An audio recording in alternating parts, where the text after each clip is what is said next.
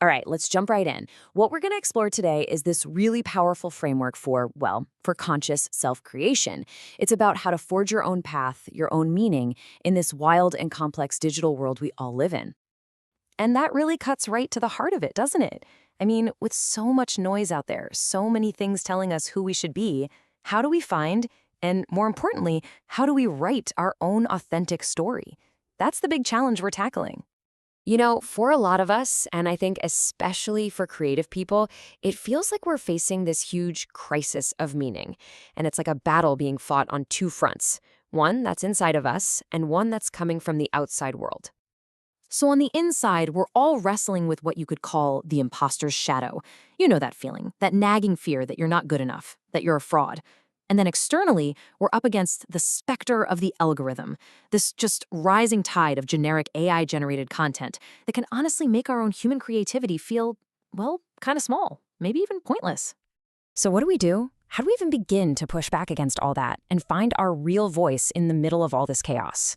Well, the answer, according to this framework, starts by turning inward.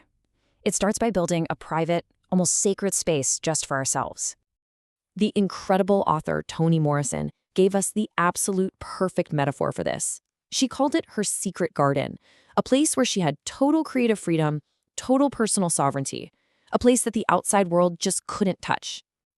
And look, this isn't just some beautiful, poetic idea. It's a real concept from places like Jungian psychology and even play therapy. Think of the secret garden as this safe container.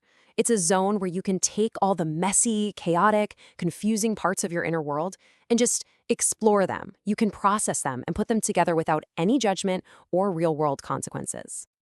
Yeah, this is the vibe we're talking about. It's a non-stressed environment where we can just play, we can experiment, and we can feel whole. This is the workshop, the artist studio. It's like sandbox mode for your soul. And this is where the real work of creating yourself actually begins. But here's the cool part.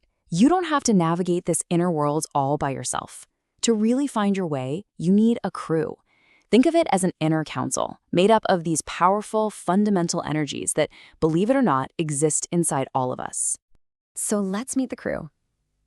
Drawing on some classic psychological work, these are the four primary archetypes. You've got the king or the monarch, who brings order and centeredness. You've got the warrior, for getting things done, for decisive action. The magician is all about knowledge, wisdom, and transformation. And the lover, well, that's our source of connection, passion, and creativity. Together, these four energies are like the bedrock of a whole integrated person. Okay, but here's the crucial twist. It's not that simple. Each one of these powerful archetypes has two sides. There's the mature, integrated, conscious version, and then there's its opposite, an unintegrated, destructive shadow version. So your whole journey really becomes a series of choices.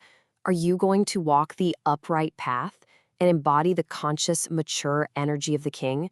Or are you going to fall into the reverse state, that unintegrated shadow, where the king becomes the tyrant? Every single choice you make is a test and a strengthening of your own personal agency. So let's look at how this all builds into the journey itself. You can actually frame this whole process of choosing and integrating as a kind of therapeutic gameplay. I love this idea. It's where deep psychology meets the sheer power of play. And listen, this isn't just a game for the sake of it. The whole structure is actually grounded in the proven principles of something called narrative therapy. It's a really powerful psychological approach that literally helps people rewrite their own life stories, and it follows these four key steps. And here's how it all maps out. It's so clever. The therapeutic idea of externalizing the problem becomes the game mechanic of choosing an avatar. The process of reauthoring your identity happens through the choices you make on your path, and you develop agency by working towards and finally earning a unique artifact. It just makes these really deep concepts so much more tangible and actionable. Which brings us to the most crucial point of all. The entire experience, the garden, the archetypes, the gameplay, it's all designed for one core purpose: to help you actively forge a new, preferred story for yourself. It all comes back to this foundational idea from narrative therapy. It sounds so simple, but it has these massive implications. The person is not the problem. The problem is the problem. The moment you separate your identity from your struggles, you give yourself the power and the space to completely change your relationship to them. And you can see this is a very real journey. It's about making that shift from a limiting problem story, like, say, Lonely Boy, which is defined by things outside your control, to a preferred story, like a songwriter on top of the world, which you define through your own actions and choices. You actually become the author of your own life. And the reward for completing this whole journey, it isn't just some abstract feeling of accomplishment. Nope. It culminates in something you can actually see and hold, a symbolic artifact that represents your entire process of transformation. It's called your personal arcana card, and it's basically the philosopher's stone of your personal journey. It takes all your key choices, your core insights, your final integration score, and it synthesizes them into this one-of-a-kind, permanent symbol of the new reality that you have authored for yourself. It is a testament to your agency. Ultimately, this whole thing is really an invitation to do what the great mythologist Joseph Campbell urged all of us to do.